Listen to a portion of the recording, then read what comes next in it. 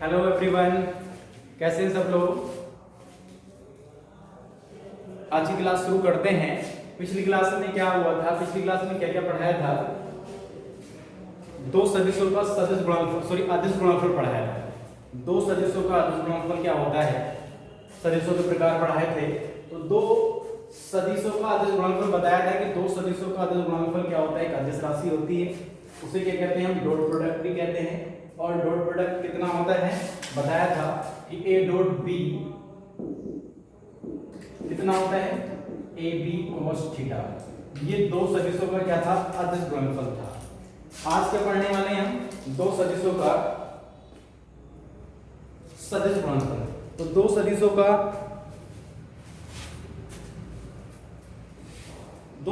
सदिश गुणनफल क्या होता है।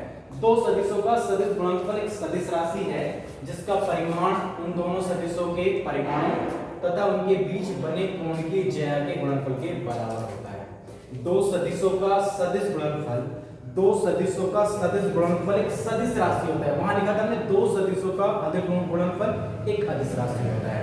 यहाँ दो सदिशों का सदिश गुणनफल क्या होता है, एक सदिश राशि होता है जिसका परिमाण उन दोनों सदिशों के परिमाणों और उनके बीच बने कोण की ज्या के गुणनफल के बराबर होता है। ठीक है, उन दोनों सदिशों के परिमाणों और उनके बीच बने कोण की ज्या के गुणनफल के बराबर होता है।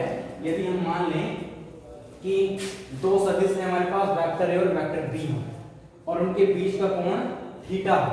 दो सदिश है हमारे पास, वेक्टर ए और वेक्टर बी, और उनके बीच का कोण कितना है, थीटा है। तब उनका सदिश गुणनफल कितना होगा, उनका सदिश गुणनफल होगा, सदिश गुणनफल को किससे प्रदर्शित करते हैं, क्रॉस लगा के, ए क्रॉस बी, क्रॉस से प्रदर्शित करते हैं। जबकि अदिश को किससे प्रदर्शित करते हैं, हमेशा याद रखें किससे, डॉट से। इसका मतलब भी गुणा है, इसका मतलब भी गुणा है, पर जहां डॉट है इसका मतलब वहां अदिश गुणनफल है, वहां एक डॉट भी कितना खुलेगा, A B sin theta, sorry A B cos theta. और जहां क्रॉस है उसका मतलब क्या है, वो दोनों सदिशों का क्या है, सदिश गुणनफल है। और सदिश गुणनफल कितना होता है, a क्रॉस b बराबर होता है कितना, ए बी sin थीटा।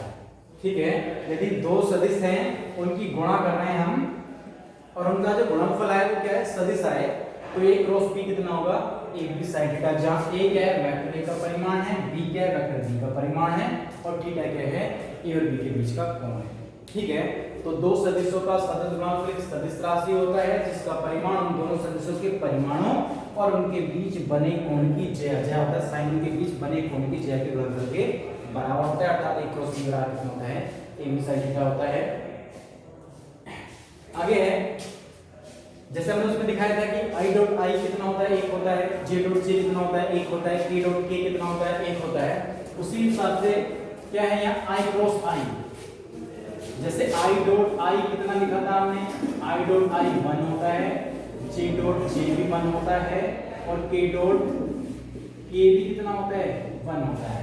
तो यहाँ पे देख रहे हैं क्रॉस i क्रॉस i, जैसे a क्रॉस b कितना है, a b sin थीटा, ऐसे i क्रॉस i कितना खुलेगा, i mode i sin theta. Mode का मतलब परिमाण, जैसे वेक्टर a का परिमाण कितना a है, ऐसे यहाँ मोड i क्या होगा, i का परिमाण होगा। तो mode i into sin theta. Theta angle कितना लिया जाएगा भाई, दो सदिश हैं i और i किस दिशा में एकांक सदिश होता है, x की दिशा में एकांक सदिश होता है। तो दोनों सदिश कहां हैं, इसी पर हैं। दोनों कैसे होंगे, समांतर होंगे, दोनों के दोनों एक्सिस का निर्देश होंगे, तो उन दोनों के बीच का एंगल कितना होगा, 0 होगा। ठीक है, यानी दोनों सदिश जो i और i ये एक्सिस के समांतर होंगे, और समांतर के बीच उनका कोण कितना होगा, 0 होगा, यानी एंगल कितना रखा जाएगा, यहाँ 0 रखा जाएगा।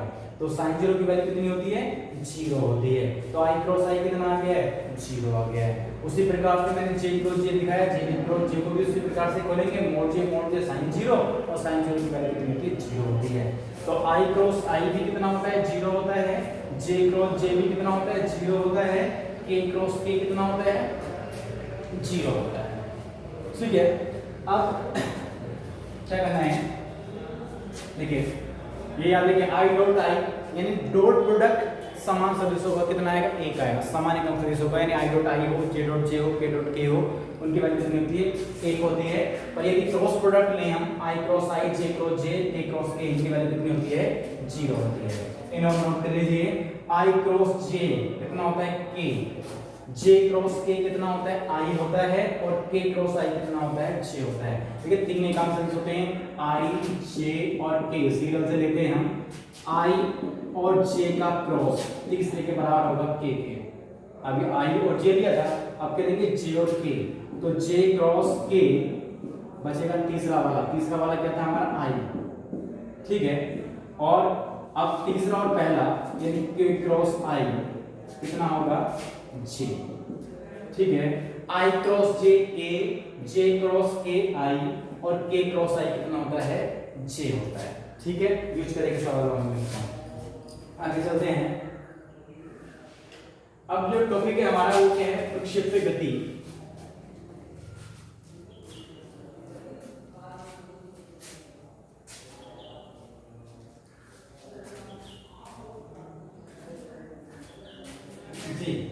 प्रक्षेप्य गति क्या है, यदि किसी पिंड को ऊर्ध्वाधर दिशा से भिन्न किसी दिशा में फेंका जाता है तो वह पिंड गुरुत्व त्वरण के अंतर्गत एक वक्र पथ पर गति करता है। पिंड की इस प्रकार की गति को प्रक्षेप्य गति कहते हैं। जब किसी पिंड को ऊर्ध्वाधर दिशा से, ऊर्ध्वाधर दिशा क्या होती है, ये पृथ्वी तल के लंबवत, यदि हम इस दिशा में ना फेंक कर किसी भिन्न दिशा में फेंके, ऊपर को ना सीधे फेंक कर किसी भिन्न दिशा में फेंके, तो वो पिंड क्या होता है, गुरुत्वीय त्वरण के अंतर्गत एक वक्र पथ पर गति करता है। पिंड किस प्रकार की गति को प्रक्षेप्य गति कहलाती है। देखिए जैसे यहाँ लिखा है, यहाँ से हम फेंक रहे हैं, ठीक है, यहाँ से हमने फेंका है, तीन पिंड दिखाए गए हैं, तो यहाँ से फेंका। अब ऊर्ध्वाधर दिशा तो सीधी ये थी, ठीक है, अगर सीधे सीधे फेंकते तो सीधे वापस आ जाते, पर हमने सीधे ना फेंक कर ऊर्ध्वाधर दिशा से भिन्न दिशा में फेंका है, तो क्या हुआ, अभी देखो कैसे पथ पर गति कर रहा है, ये एक वक्र पथ पर गति कर रहा है। ठीक है, तो पिंड की इस प्रकार की गति क्या कहलाती है, प्रक्षेप्य गति। यानी जब किसी पिंड को ऊर्ध्वाधर दिशा से किसी भिन्न दिशा में फेंका जाता है तो पिंड गुरुत्वीय त्वरण के अंतर्गत एक वक्र पथ पर गति करता है। तो पिंड की इस प्रकार की गति को क्या कहते हैं, हम प्रक्षेप्य गति कहते हैं। और पिंड, ये जो पथ है पिंड का, ये क्या कहलाता है, प्रक्षेप्य पथ कहलाता है। ठीक है, यानी जब किसी पिंड को ऊर्ध्वाधर दिशा से किसी भिन्न दिशा में फेंका जाता है तो पिंड गुरुत्वीय त्वरण के अंतर्गत एक वक्र पथ पर गति करता है। तो पिंड के इस प्रकार की गति को प्रक्षेप्य गति कहते हैं और उसका पथ क्या कहलाता है, प्रक्षेप्य पथ कहलाता है। ठीक है, आगे चलते हैं। आगे क्या है, ये डेरिवेशन है और अच्छे डेरिवेशन में से एक है। प्रक्षेप्य का पथ परवलयाकार होता है, बहुत बड़ा है और आधा है। प्रक्षेप्य का पथ परवलयाकार होता है, ये सिद्ध करके हमें दिखाना है। ठीक है, इसके लिए हम मानना है कि माना किसी पिंड को u प्रारंभिक वेग से क्षैतिज दिशा से थीटा कोण पर फेंका जाता है। चित्र दिखाया है, यहाँ क्या कर रहे हैं हम, कोई पिंड है उसे हम u वेग से क्षैतिज दिशा से कितने कोण पर फेंक रहे हैं, ये थीटा कोण पर फेंक रहे हैं। ठीक है, थीटा कोण पर फेंका है हमने, तब पिंड के वेग को दो घटकों में विभाजित किया जा सकता है। देखिए यहाँ पिंड का वेग दो दिशाओं में कार्य कर रहा है, यानी हमने जो फेंका है उसे इस दिशा में फेंका है ऐसे।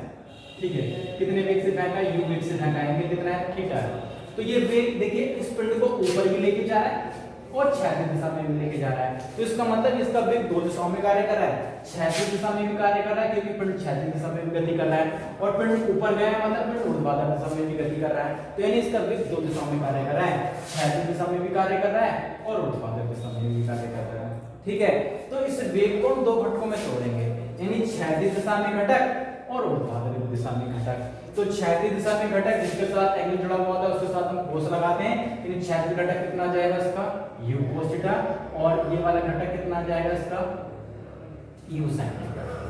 ठीक है, दो घटकों में विभाजित कर लिया हमने इसे। क्षैतिज दिशा में जो वेग कार्य कर रहा है वो u cos थीटा कार्य कर रहा है, और ऊर्ध्वाधर दिशा में जो वेग कार्य कर रहा है वो कितना कार्य कर रहा है, u sin थीटा। तो हमने अपनी थ्योरी में ये लिखा होगा कि जब पिंड के वेग को दो घटकों में विभाजित किया जा सकता है, क्षैतिज घटक u x का मतलब x अक्ष की दिशा में घटक कितना, u cos थीटा, ऊर्ध्वाधर घटक u y मतलब y अक्ष की दिशा में घटक कितना, u sin थीटा। ठीक है, दो घटक है। वो कह रहा है गुरुत्वीय त्वरण की दिशा सदैव ऊर्ध्वाधर नीचे की ओर होती है, यानी गुरुत्वीय त्वरण की जो दिशा होती है सबको पता है, गुरुत्व बल की दिशा कैसी होती है, नीचे की ओर होती है, यानी जब किसी वस्तु को ऊपर फेंकते हैं तो नीचे की ओर आके गिरती है, तो यानी गुरुत्व बल किसकी ओर लगता है, पृथ्वी के केंद्र की ओर लगता है, नीचे की ओर लगता है। अर्थात गुरुत्वाकर्षण बल की दिशा कैसी होती है, ऊर्ध्वाधर नीचे की ओर होती है। जब बल की दिशा नीचे की ओर है तो गुरुत्व त्वरण की दिशा भी कैसी होती है, नीचे की ओर ही होती है। ठीक है, तो गुरुत्वीय त्वरण की दिशा सदैव कैसी होती है, ऊर्ध्वाधर नीचे की ओर होती है। अतः इसके वेग के क्षैतिज घटक, इसका वेग के क्षैतिज घटक पर कोई प्रभाव नहीं पड़ता है। भाई क्षैतिज घटक की दिशा में लग रहा है, यू कोष्ठक की दिशा में लग रहा है, यू कोष्ठक लग रहा है क्षैतिज दिशा में, इस दिशा में, और जो गुरुत्वीय त्वरण है वो कैसा लग रहा है, ऊर्ध्वाधर नीचे की ओर है, जी कैसा है, नीचे की ओर है। ठीक है, तो इस गुरुत्व बल का या गुरुत्वीय त्वरण का इसके वेग के क्षैतिज घटक पर कोई प्रभाव नहीं पड़ता है। अर्थात u cos थीटा यहाँ है, u cos थीटा यहाँ होगा, u cos थीटा यहाँ होगा, यानी जितना क्षैतिज दिशा में वेग यहाँ था उतना यहाँ होगा, उतना यहाँ होगा, उतना यहाँ होगा। ठीक है, अर्थात गुरुत्वीय त्वरण का क्षैतिज दिशा, क्षैतिज घटक पर कोई प्रभाव नहीं पड़ता, जिससे पिंड क्षैतिज दिशा में कैसी गति करता है, एक समान वेग से गति करता है, यानी उसके वेग में कोई परिवर्तन नहीं होता है। ठीक है, यानी पिंड के वेग को हमने दो घटकों में तोड़ दिया, u cos थीटा और u sin थीटा। पर गुरुत्वीय त्वरण की दिशा कैसी होती है, सदैव ऊर्ध्वाधर नीचे की ओर होती है। अतः गुरुत्वीय त्वरण का वेग के क्षैतिज घटक यानी ux पर कोई प्रभाव नहीं पड़ता है, जिससे पिंड क्षैतिज दिशा में एक समान वेग से गति करता है। ठीक है, अब बात आती है ऊर्ध्वाधर घटक की, क्योंकि ऊर्ध्वाधर घटक क्या है भाई,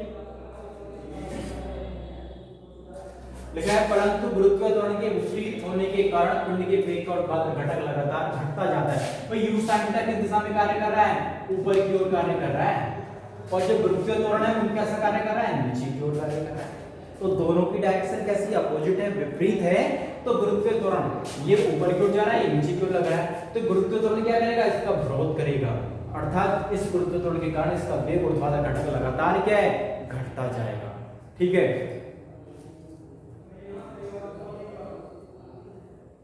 यानी जैसे जैसे पिंड के ऊपर जा रहा है गुरुत्वीय त्वरण के कारण उसका जो ऊर्ध्वाधर घटक है u sin थीटा वो घटता जाएगा, और उच्चतम बिंदु पर पहुंचने के बाद वेग कितना हो जाएगा, ऊर्ध्वाधर घटक कितना हो जाएगा, शून्य हो जाएगा। तो बिंदु P पर उसका वेग कितना हो गया, ऊर्ध्वाधर घटक कितना हो गया है, शून्य हो गया है। उसके बाद क्योंकि क्षैतिज घटक अब भी अपना काम कर रहा है u cos थीटा, तो u cos थीटा अब ऊपर नहीं जाएगा वो, क्योंकि ऊर्ध्वाधर घटक कितना हो गया, शून्य हो गया। क्षैतिज घटक अब भी उसे लगातार नीचे खींच रहा है। ठीक है, अब ऊर्ध्वाधर घटक शून्य होने के कारण जैसे हम किसी वस्तु को ऊपर की ओर फेंकते हैं तो क्या हुआ, ये लगातार ऊपर की ओर गई, यानी जितने वेग से हमने इसे ऊपर की ओर फेंका उसका वेग गुरुत्व बल के कारण लगातार घटता गया, और उसका बिंदु पर पहुंचने के बाद शून्य हो गया। शून्य होने के बाद गुरुत्व बल ने फिर से नीचे खींचा तो ये नीचे आना शुरू हो गया। ऐसे यहाँ पर पिंड यहाँ पर पहुंचा, यहाँ पर ऊर्ध्वाधर घटक तो शून्य हो गया, पर अब गुरुत्व बल उसे नीचे की ओर खींचेगा तो नीचे की ओर अब उसका वेग लगातार फिर से बढ़ता चला जाता है। ठीक है, यानी पहले लगातार उच्चतम बिंदु तक पहुंचने पर उसका वेग लगातार घटता जाता है, और फिर जब उच्चतम बिंदु से नीचे की ओर आना शुरू करता है वो, तो उसका वेग लगातार घटता जाता है। ठीक है, इस प्रकार पिंड क्षैतिज दिशा में तो कैसी गति करता है, एक समान वेग से गति करता है, परंतु ऊर्ध्वाधर दिशा में कैसी गति करता है, गुरुत्वीय त्वरण के अंतर्गत गति करता है। ठीक है, तो दो प्रकार की गति है इसमें, एक तो क्षैतिज दिशा में एक समान वेग से गति है, और ऊर्ध्वाधर दिशा में एक समान त्वरण से गति है। ठीक है, तो क्या करेंगे हम इसमें,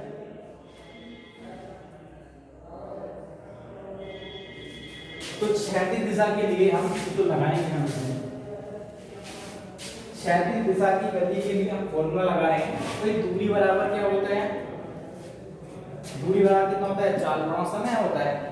ठीक है, तो हमने लिखा है क्षैतिज दूरी, अब जिस दिशा की दूरी लेंगे उसी दिशा का वेग लेंगे, तो क्षैतिज दूरी बराबर क्षैतिज वेग गुणा समय। तो हमने माना है क्षैतिज दूरी कितनी है, उसकी x है, जिस दूरी पर जाकर वो गिरता है। क्षैतिज दूरी कौन सी होगी भाई, क्षैतिज दूरी ये, यानी यहाँ से यहाँ तक की दूरी है, पिंड यहाँ से फेंका था हमने और यहाँ जाके गिरा है, तो उसने कितनी क्षैतिज दूरी तय करी है, हमने ये x मान ली। ठीक है, और ऊर्ध्वाधर दूरी कौन सी, ये वाली। ठीक है, यानी जितनी ऊर्ध्वाधर ऊंचाई तक है ये कितनी मान ली हमने, y मान ली। ठीक है, तो क्षैतिज दूरी बराबर हमने फॉर्मूला लगाया है क्षैतिज वेग गुणा समय।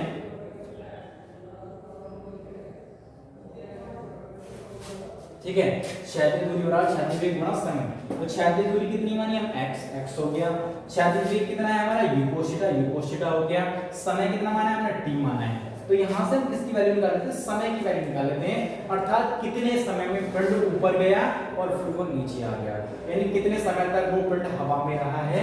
तो t बराबर कितना आ गया, तो कितने समय में ऊपर तक गया, वो समय निकालेंगे कितने समय तक पिंड ऊपर गया है। तो t बराबर कितना आ गया x बटे u cos थीटा। अब ऊर्ध्वाधर दिशा की गति के लिए लगा रहे हैं, ऊर्ध्वाधर दिशा में जो गति हो रही है वो कैसी हो रही है, त्वरण के अंतर्गत हो रही है। जब त्वरण के अंतर्गत हो रही है तो क्या लगाएंगे, गति का समीकरण लगाएंगे। ठीक है, तो हमने गति का द्वितीय समीकरण लगा दिया, h बराबर कितना होता है ut माइनस 1 बटे 2 gt स्क्वायर, यानी जब पिंड को ऊपर की ओर फेंका जाता है तो माइनस आता है, जो ऊपर से नीचे की ओर गिराया जाता है तो प्लस आता है, ये कंसेप्ट मैं बता चुका हूं।